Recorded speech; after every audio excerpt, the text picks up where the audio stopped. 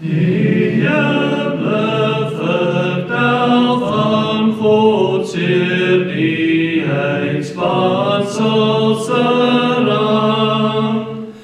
Verkondig aan ons eeuwig meer die werke van sy hand.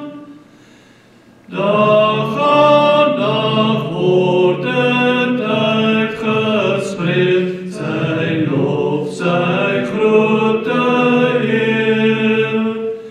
En nag aan nag verkondigt het die kennis van die Heer. Geen klank is daar, geen woorde nie, als stem word nie gehoor. Al met snur oor die aarde uit, al word die wêreld oor.